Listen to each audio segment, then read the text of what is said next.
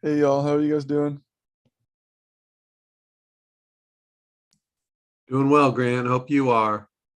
I am. Hey, Allison, how are you?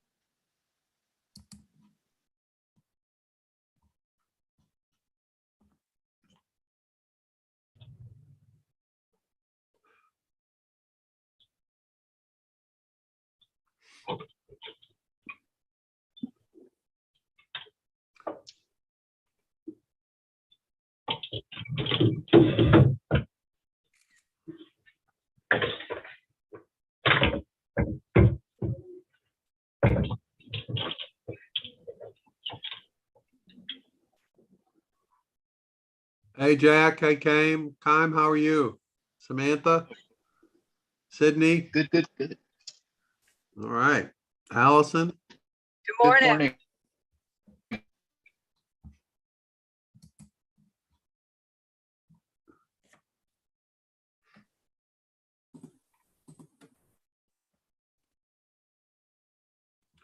Hey, Sana, how are you today? Good. How are you, Dennis? We Good. missed you. How was your got to be NC thing? You did. I just posted a picture on our group, on our Facebook group, with Jack, Allison, and Don. Oh, It was cool. we missed you. How did it go? It was very busy. Oh, great. It was Fantastic. it was How a many good how many leave did you have to take this morning? I haven't yet. How many did you? Because you're still going, right? You still have to Uh, I took one last night, and I've been using I've become a convert to CBD. Is it good stuff? There was big boots in the aisle behind me. Very fast pain relief as a topical. Oh, wow. Gonna have to try that. Since I beat my head against the wall, that might really help me. Well, what's funny is I have a lot of arthritis in my thumb. I put some on my thumb, and most of the pain went away fairly quickly. And then I noticed how stiff the other fingers are. Wow. That's cool. We had a fellow who did CPD in the class, Ron Elkin. Some of you might remember him. Trying to remember the name of his company now, but he's a Methodist minister in the Northeast of North Carolina, and his father-in-law grows hemp and has been for some time. So they created this company. Gosh, I can't believe I can't remember the name of it, but Ron Elkins is his name, and it's really good. It's like full spectrum. I'm not knowledgeable about all that, but it's really good. And it's I think it's called Hobgood Hemp, HOBGOOD. And he's got an awesome website. He's very active doing events around that area, and he's also a full-time minister. Okay, and here's Brooke Burns. Okay, all right. Ooh, okay, thank you, Brooke. I appreciate it. Yeah. Okay, great. All right. Well, hello everybody, and thank you for joining us. Anyone else have any news from the weekend that they want to share, or stuff that they're doing? I thought it was great for networking. So the sales were okay, but the networking was great. Networking from the point of view of customers or potential partners. Other vendors, just kind of where they're at in the game and how they got there, and just getting some different tips and things on how they're doing things. Yeah, Oh, just great. a lot of different things. It was really, really good.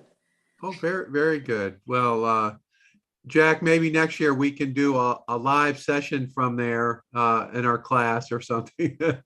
Sounds like it would be helpful to everybody. Sounds good. I just wanted to add something here, since Ruth specifically asked about it last week.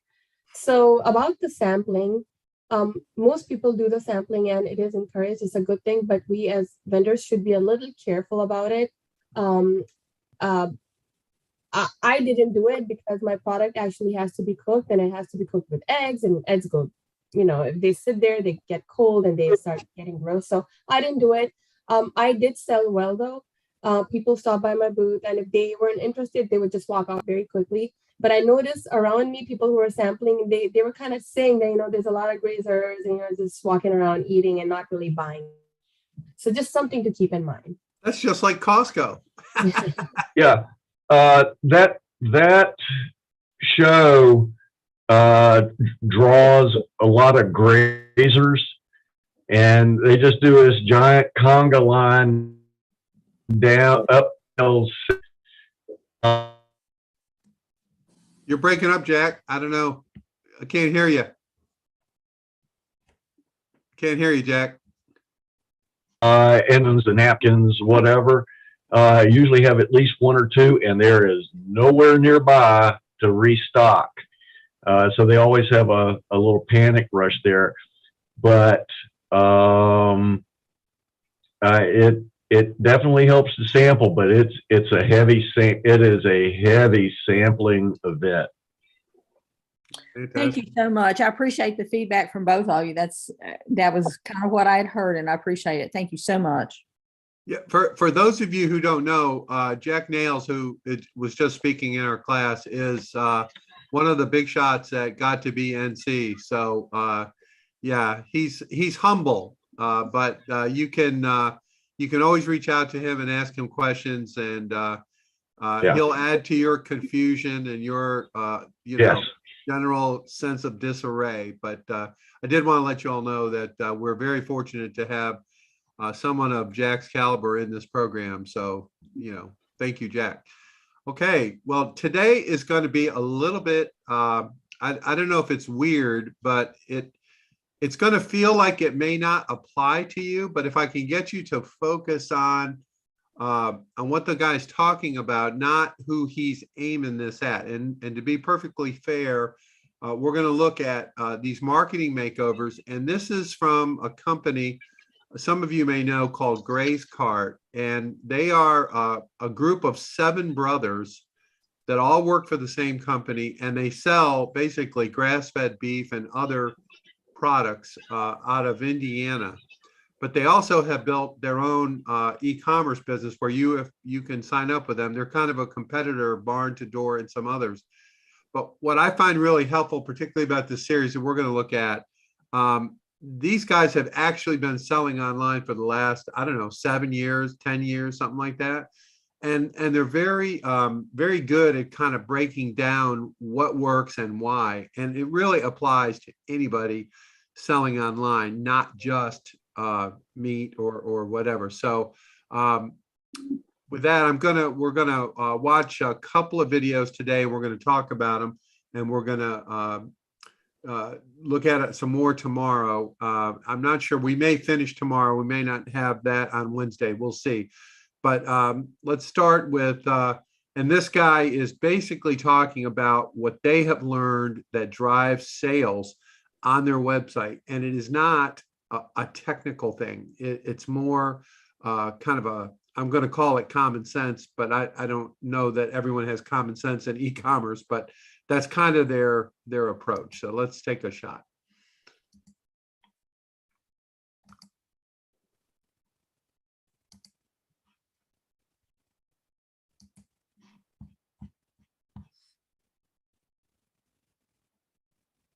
Hello and welcome back to the Farm Marketing Makeover. So in this video, we're going to spend some time crafting an incredibly important marketing asset, and that's your website. When we left off, I mentioned that we've seen a lot of websites over the years that just struggle to get results, and that was the true for our website as well. It's not because those sites are missing a perfect design or some fancy widget. It's because the words that were communicated on that website do a poor job at communicating the customer transformation. And what I mean by that is that people don't make buying decisions until it's crystal clear in their minds how you help solve their problem and improve their lives. Okay, so in other words, we don't buy products, we buy the results of products. And anyone who's involved in some sales role, they know this. If you don't help the prospect understand how you solve their problem, you're not going to close the deal. So with that in mind, I want to talk about 5 things that you should include your website that help communicate to the transformation that you're trying to help your customers make. The first is what we call the 5-second test. So the first 5 seconds that someone encounters your brand or any of your marketing material is very critical. Okay, especially in today's world where we no longer just grant our attention to anyone who asks for it, which is actually a good thing because on average, the average person sees about 3,000 advertisements on a daily basis. So what our brains have had to do is become very good at deciphering all that information subconsciously from what applies to us, what helps improve our lives, and then just ignoring anything else. So this is true for you and I, and it's definitely true of anyone who lands on your website. So in order to try and capture that attention, we try to answer 3 questions in the first 5 seconds of someone landing on that website. What is it you offer? What's in it for me? And what is the next step I need to take to buy it? Okay, so what is it you offer? That's the product. What's in it for me? That's the problem you solve. And what's the next step you want them to take to buy it? Okay, this is the path you're trying to direct them down. So basically just pretend that, your website is a billboard and your customers are driving by at 80 miles per hour. And you need to think about what's the most important information that you need to communicate to plant a seed in their mind and inspire them to come learn more about how you solve their problem.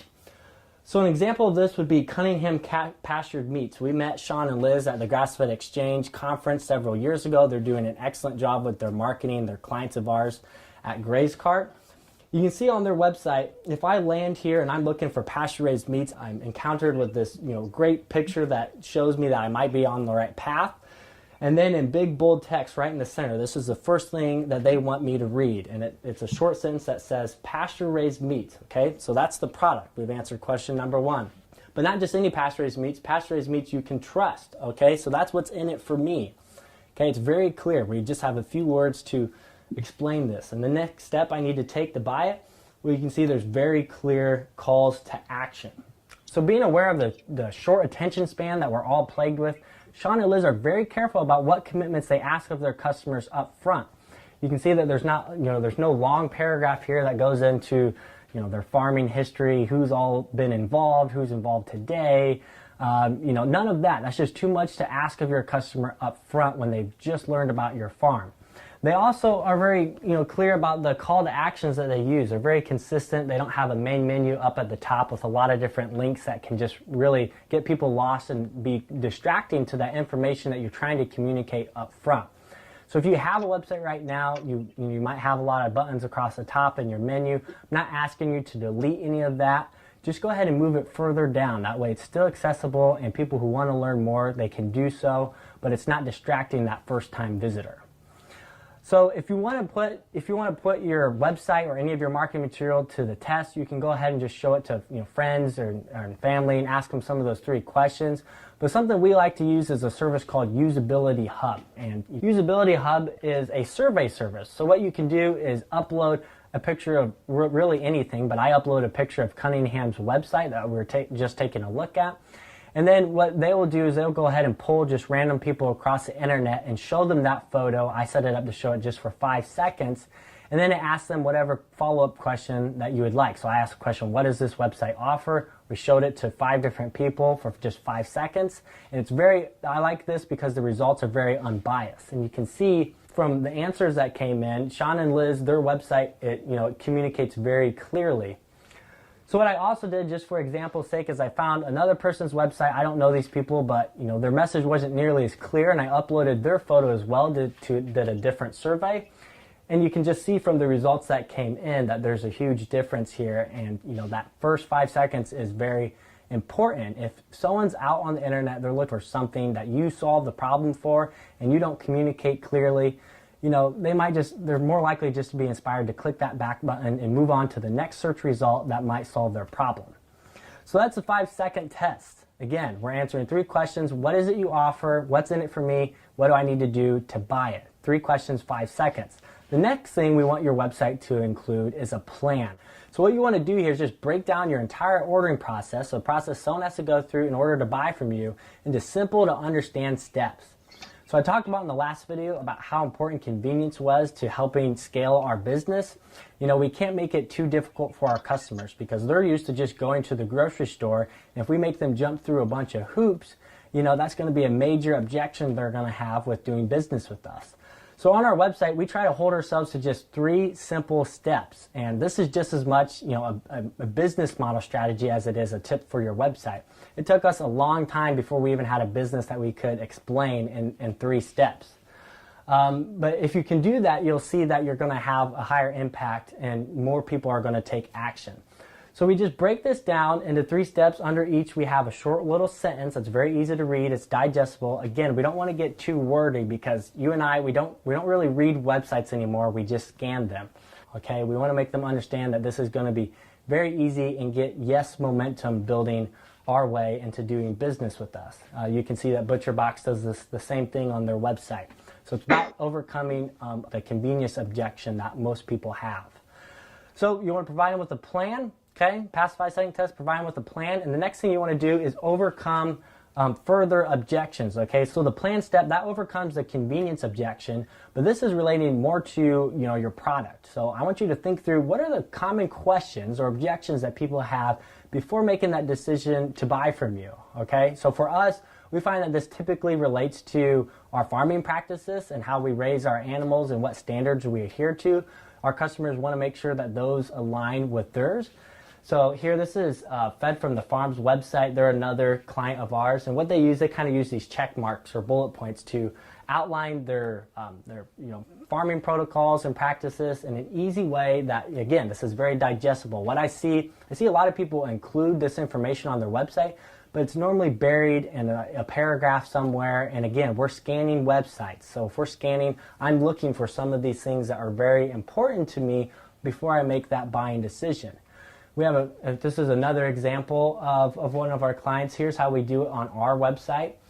So we kind of outline it more as almost a contract. And these are the things that we're basically promising our customers that this is what they can expect when they do business with us. And it creates that alignment, and it inspires people to take action. So that's number 3, overcome objections. Number 4 is what we call social proof. So you might not have heard the term, but we all know what social proof is, okay? So the last time you went on Amazon, you were looking for a product that solved the problem that you have. You read the description, saw the specs, and before you made that decision to buy, though, you scrolled down and you started reading all the reviews, right? You wanted to make sure that this solved other people's problem and had some form of peer review. So that's social proof. You want to make sure that you include this somewhere on your website. This is one of our clients, Karen Crest Farms out in New York. They just include basically short customer testimonies here at one section of their website. And this is not hard to do, and it's very important because social proof is a powerful mental trigger. So if you have a great product, you've probably had someone give you positive feedback or a compliment about that. And the next time it happens, whether that's through email or a face-to-face conversation, just ask that person if you can take their words and share it with others, put it on your website in order that you can inspire more people to have a similar experience that they did. And that might sound a little uncomfortable to you, but you're going to find that most people are not going to have an objection to this. This is a section that we have here on our website as well. We include a stat down there at the bottom for the amount of 5-star Google reviews we've received. And this is very powerful because most people know that we don't have any control over the feedback that people leave us on our Google profile, okay? It's something that we don't have any control over. And we've actually noticed that when people search for 7 Sons on Google, one of the most common search terms that they also search for is 7 Sons reviews. So people are actually doing research before buying with us, and they want to know that other folks have had a positive experience as well. So social proof, don't forget to add some form of this on your website. Testimonies are the easiest way to do it, but you could also have someone maybe film an unboxing video for some of your product or share some recipes as well. So there's different options, but those are the 4 things. Again, the 5-second test, we want to pass that, provide a plan, overcome some further objections, provide social proof. Now the 5th thing your website needs to include, I'm actually going to leave you on a cliffhanger because it's the topic of our final video. Please don't skip ahead. I'd love to talk about it now, but it just requires too much detail. We've dedicated an entire video to it. And it actually plays into an aspect of online marketing that's going to have a big factor in your long-term success and viability. So that's the end of this video. I look forward to seeing you in the next one. Okay. Let me get the other one here.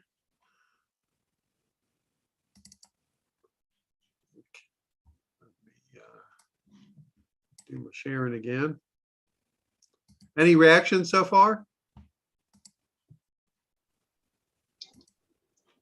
He's spot on, I think.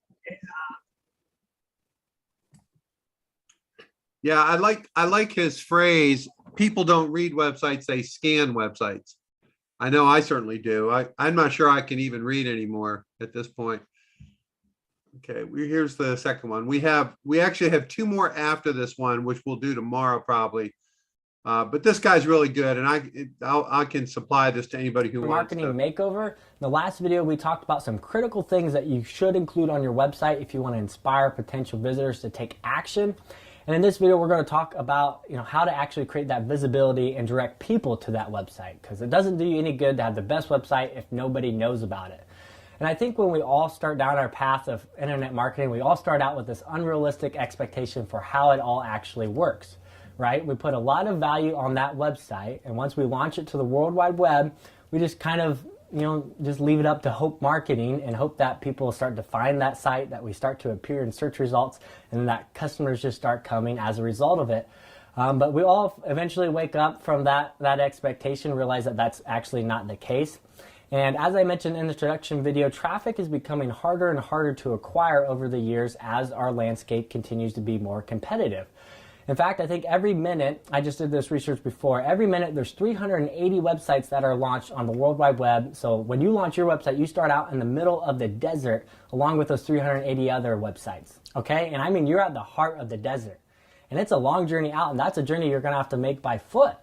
So just follow this metaphor with me because it's a lot how traffic works, okay? If you just rely on hope marketing, you could be stuck in that desert for eternity.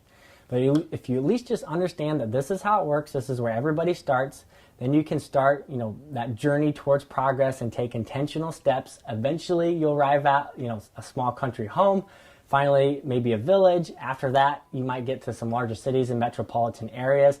But it all starts, we just need to realize that this is where it starts, and then we can head towards progress from there. So what are some first steps that we can start taking? Well, when we talk about traffic, a lot of folks like to talk about Google because that's where a lot of traffic will originate, especially when we're going to look for something to buy. And we'll have a lot of farms ask us, I know if I could just rank #1 for grass-fed beef, that would solve my problem. How do I get to the top of that search result? So for search terms like grass-fed beef, and other products that you might have to offer, it's very difficult to show up on page #1. It's a lot like getting featured on the New York Times. There's a lot of details that go into it, and frankly, a lot of it is out of your control. And if you look at this listing here for grass-fed beef, the top 4 listings are all paid advertisements. So some people are actually paying to have this most desired real estate. So if we can't rank #1 for grass-fed beef, what are some things we do have control over when it comes to our Google search results? And one thing is where you kind of want to start is at least showing up for search terms for your own farm name. Okay, most people don't realize, but if you tell someone about your website, maybe at a farmer's market or somewhere, and if they go home to look you up on their computer, it's very unlikely that they're going to even have your full web domain. So that's the full address, www.yourfarm.com. And they're just going to go to Google to just type in your farm name instead. It's a lot easier, and it's a lot more rare these days that we're actually typing in full domains anymore. People use Google out of convenience, which is why it's important to think about, if you haven't chose your farm name yet, to not choose something that's really common. So maybe like Smith Family Farm, there might be a lot of people that have that same farm name, or even something that's really similar to another company that's really popular and might have more credibility than you on Google and will show up and higher results. So something unique that is also easy to remember is the best thing to do.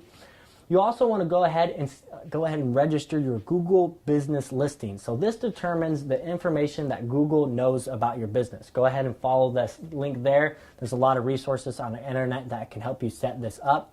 But most people don't know, just because you launch a website on the World Wide Web, Google might not even know for some time that website even exists. It has to start getting some traffic, and Google has to start getting some evidence to know that this is a real website. But if you register your Google business listing, that can help speed up the process, okay? And then it lets you give information to Google like your address, so it'll help you appear on, as an icon on Google Maps if someone searches for you on Google Maps. You can post your hours on there. And it's more likely this will kind of display as a profile on the side a lot of times when people search for your farm. And that's determined by your Google business listing there. People can leave reviews about your farm on your Google business listing, which can help build some more social proof for what you're doing. So you want to display as high as you can for search results for your own farm. And once you register your Google business listing, this is going to help boost what we call your local search results. So if someone searches for terms like grass-fed beef or pasture pork, followed by a region or a location that's close to where you are based off of how Google knows where you're located with the business listing, it's more likely that you're going to show up in search results for that, okay? So for the term grass-fed beef, Seven Sons, we didn't even display in the first page, but if you search for grass-fed beef, Fort Wayne, which is a neighboring city from us, you can see that we show up at the top of most of those search results. So the listing is the best way to start off in the right direction with Google, but again, there's really no silver bullet. It does take time to continue to improve your rankings and some of those search results. But this gets you started in the right track. It's kind of like building credit, okay? It gets better over time. The earlier you get started, the better. The next tactic I want to show you to try and gather or direct some traffic to your website is through what we call link building. So this is the process of getting a link on someone else's website, pointing back to your website. So it could be as simple as getting featured on an online blog, or maybe creating a listing on an online directory somewhere like Local Harvest and eatwild.com. Those are food directories that consumers use to find farms in their area. And they've been around for a long time. And the fact of that, it's really great because having these links on other websites have been around for a long time can help boost your credibility with Google, because Google says, Eat Wild, this is a credible website. We know it provides value to its visitors. And if they're sending traffic to your website, then this must also be a credible website. So it kind of works as a peer-to-peer referral process. So link building can be big, and I would encourage you to do a lot of research, because there's a lot of online food directories out there, and the beauty of those is that not only are you getting traffic, but you're getting targeted traffic for people who are looking to buy products that you might have.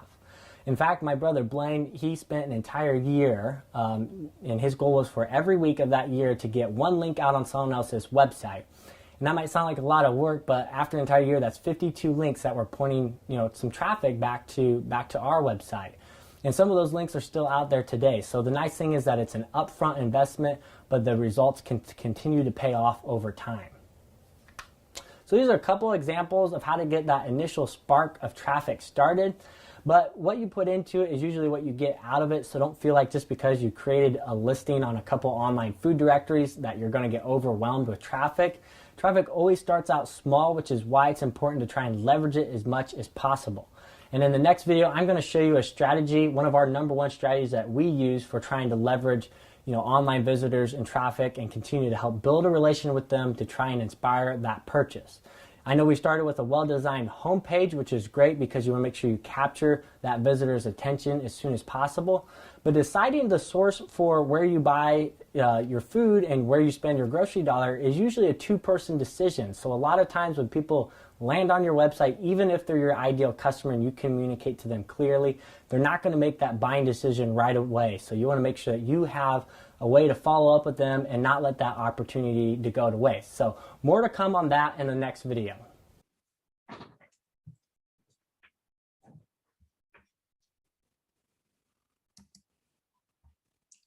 Okay. So as I mentioned, this guy is particularly focused on farms and beef, but the concepts are really solid. And one of the things that you guys spend a lot of time on is figuring out which kind of website do you want to have in terms of Shopify or whatever the different options. What I get out of this is that's really not the most critical thing. The most critical thing is communicating your value proposition, people being able to find you. They're never going to get to the shopping part if you don't go through this process. So I open it up to any questions or experiences that anybody wants to share. We're gonna we got 2 more of these tomorrow, so there'll be more about how these guys drive traffic, which I think you'll find interesting. It's really well done in my opinion. But let me throw it up to the group. Anybody wants to share experiences or react to what we've seen. I just want to say that as he was going through his 5 points in the first video, the 5-second test was the very first one, and I opened up my website as he was going through that, and I definitely learned something from it, and I'm gonna be working on changing something a little bit. So thank you for that. Yeah, and Sana, if she has time, is able to help you all. Yeah. If you want, she's a wizard and can do all kinds of cool stuff and is not in that business, but she really is a resource that you all can be aware of. And if you can charm her in some way, you might get some help with your websites. But I'll be happy to help anyway. Any way I can. Just reach out and we'll talk. Okay. Anyone else want to talk about their experience? Samantha, you're kind of well established online. Talk to us about your experiences. I Hi, everyone. Yeah, I actually spoke to Marco recently trying to figure out how to redo my website because I feel like it's an ongoing process all the time. And yeah, I was looking at themes and figuring out what the best theme would be to update my website because it is a constant battle with SEO and getting links and yeah, just having people find you and then having them convert. They can find you, but the conversion is very difficult. Yeah. Um, just by the way, Marco graduated, so we've lost him, unfortunately. Hopefully some more kids will apply. It's tough in the summer. So Grant may have some resources with some students who might be able to help. I also want to point out that we do have a relationship with Webinopoly. Webinopoly.com is one of the largest Shopify partners in the whole country. And Mo will give all of us a deal. He's built several websites for our class at a much lower cost than you would get generally, and he's really good. And his emphasis currently is on speed of loading, how fast your website loads, and he makes it a point for it to load really, really fast. He actually builds custom themes on Shopify that specifically are designed to load fast, particularly on mobile. So anybody who wants to explore that, he's really good, and it will save you a lot of time. He has 50 full-time developers on his team. So the stuff gets done. It isn't a big process, a process that never gets done. So I do highly recommend him.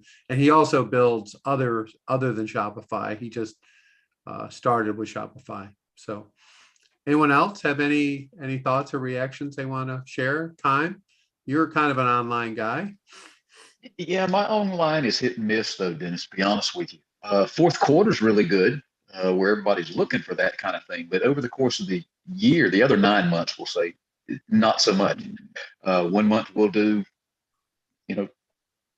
12 sales, and then the next month you won't get any. And the next month maybe one, and then the next month, 2 months, you won't get any. And so, but how I justify that is through my Pop Shop channel.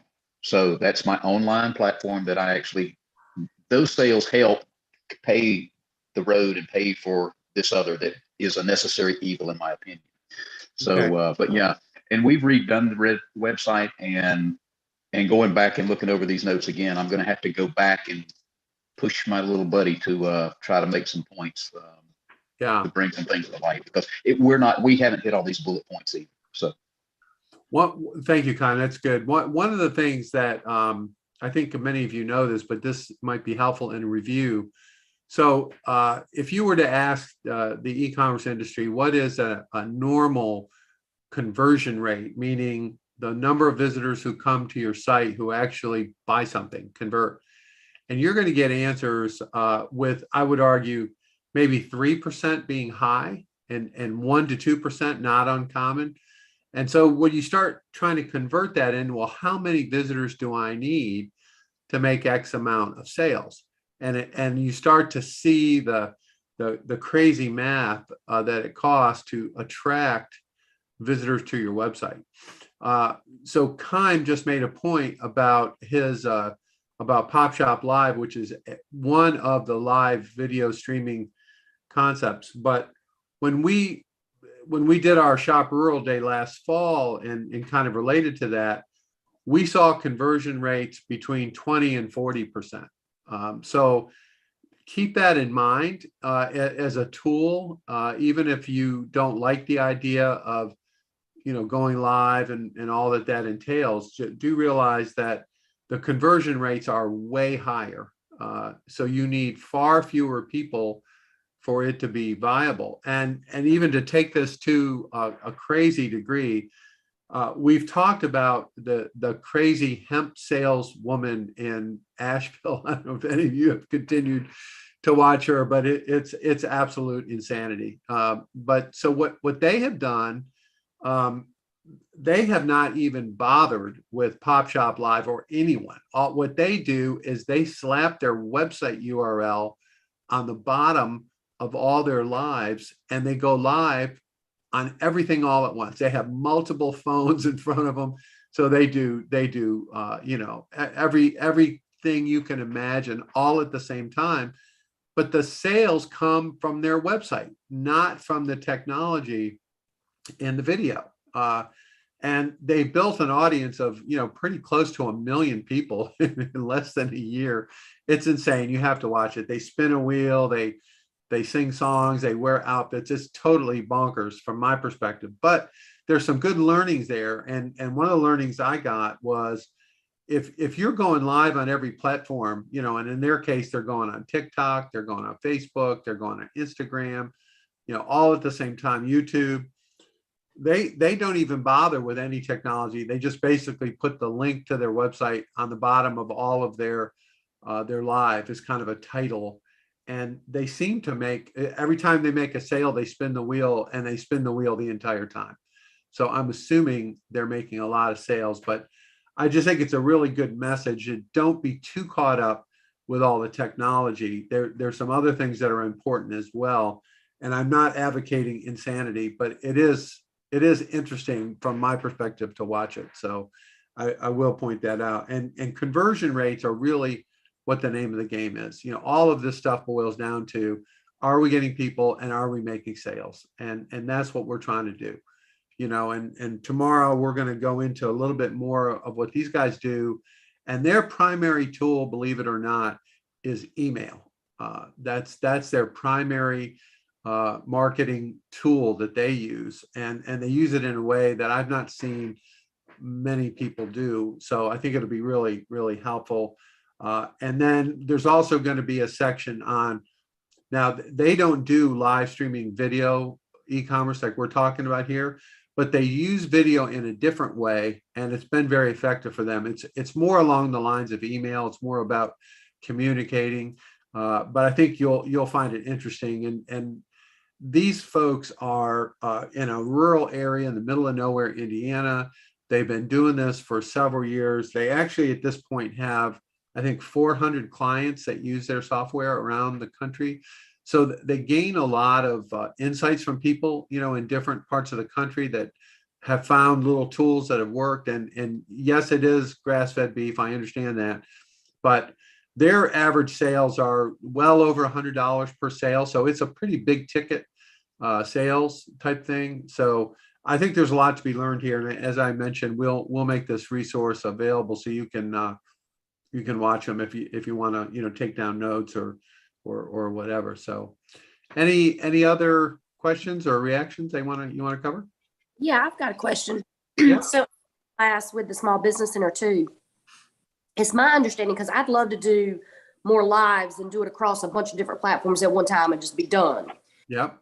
My understanding, like, you need, it takes a certain camera. It does take some certain technology to be able to run them across all of them at one time. Or do you know a lot about that? I do. And I can help you with that. I won't necessarily tie everyone up here, but there are multiple ways to do that. But I want to tell you that this crazy lady in Asheville does not do any of that. She literally just puts up phones in front of her. I don't know if it's her mom's phone, her phone, or dad. All these phones, and each one's on a different platform, all at the same time. So because she doesn't care about making the sales through the platform, which is actually pretty cool, because even Pop Shop, all of them charge a fee for making sales through their platform. This woman ain't paying nobody nothing. That's very smart. Yeah, well, I don't know. I mean, it's smart for them for sure. So yeah, but I do know a lot. There's a number of platforms out there that help you do this. Yardstream is one of them. But I'm happy anybody wants to reach out. I'll show you the results of my research. I have been focused on figuring out how to make the sale on the video so that people don't leave and you lose them. That's been my big, kind of the pitch of Pop Shop and all these people are, look, just buy it right here while you're now. Don't go off somewhere and maybe never convert. And watching this woman, I'm convinced that you can make sales. It may not be as optimum. It may not be as high a percentage, but you can make sales driving people to your website if your website's any good, right? Yeah. I mean, to send them to some crappy website that doesn't help. That's one of the reasons I'm doing this, is to show you some things that you need to consider. And then we're going to talk about, let's fill the funnel up. Let's get this thing rocking and rolling. But we have to have certain fundamentals done before we start that process. And I have a lot of ideas and concepts and guest speakers and all kinds of stuff. But I wanted to build the foundation of kind of the basics. And the other thing about websites, I really think it's important that it load fast. I don't know if you all are into that or not, but from a statistics perspective, fast loading websites do way better, especially if you have customers coming through mobile devices, which increasingly that will be happening. Your customer or some segment is going to be accessing your stuff on a phone. And if it doesn't load on the phone quickly, they're going to move on. And we all know that. And we all do it ourselves, right? You go to some website and it starts bombing you with ads or taking forever to load, I'm gone. And that's how everyone is. So that's one of the things that Webinopoly does really, really well. I argued with them for 3 months to explain to them that their websites load way too slow. And Mo, the CEO, was mad at me and thought he had the best thing going. And now his main focus is speed of loading. So they figured out all kinds of ways by doing custom themes on Shopify. They're able to have it load much faster than standard kind of themes. So I think that's interesting. But anyway, that's what we're trying to do here: build a foundation, and then we're going to try to help fill the funnel as much as we can, so that you have sales in this format. And some other statistics that I keep up with. There was some study released last week that shows e-commerce has tripled in the US in sales volume since 2020. And obviously the pandemic has played a big role in that. But one of the interesting things is that food shopping and related has gone way up. And many people claim that they're going to continue to look for certain things online, even though they now can go to the store. So these are all learnings that I think all of us can leverage for whatever it is that we're doing. All right. Anybody else want to jump in or have any comments? I'd like to share my experience with driving customers to my website. So you know that I ran Facebook ads for the first 1.5 years, and I actually stopped when I was part of this group late last year. Yeah. Because the costs for the ads had gone up drastically. But my the conversion rate was actually really well for me. I believe the food industry average is kind of what you said. I think it's 3.5, something like that, or something like that. Yeah. My conversion rate was up to 12%, which was really good. I don't know exactly what it was. It was the type of ad I was running. It was a platform. I was mostly coming from Facebook. But I had to turn it off because of the costs. But what you said about email earlier was that the conversion rate for email for me, for the same customers now, has been more than 25%. Awesome. It's a fine balance to me, because when I get emails from businesses, they end up in my spam, or I block them, or I ignore them, because I don't like to be bombarded with spam. So I'm very careful about how I do that. So I'm still trying to figure that out. But when I do send emails out, I focus on building an audience. I have a list, and even at this show, Got to be NC Festival, I had a sign-up sheet for people to write in their email addresses, so I could, just add them to my list. And I think email, because if they've already bought from you, or even if they're simply familiar with your brand, they know you, they'll give you a chance, just because it's a psychological thing. So I would definitely, just a tip, everybody, to look into that. I've heard that the conversion rates for text marketing are even higher. I've just not dived into that yet, but I think that's something I'll be looking into very soon. Yeah, that's really good. And I've been talking to the folks at Klaviyo. Klaviyo is a platform that combines email and text, among other things.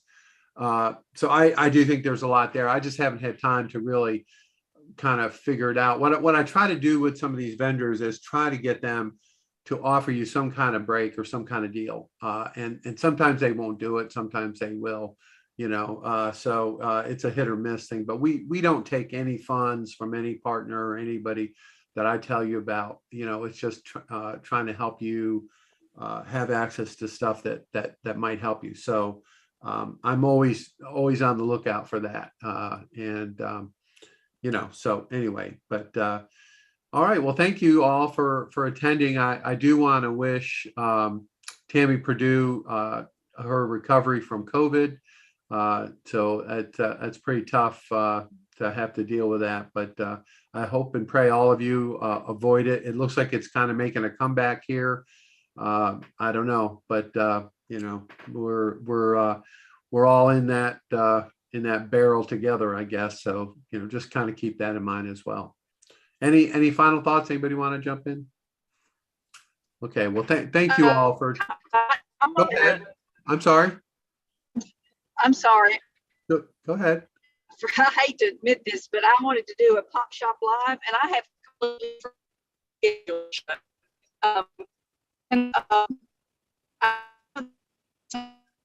Allison, you're breaking up so bad I can't hear you.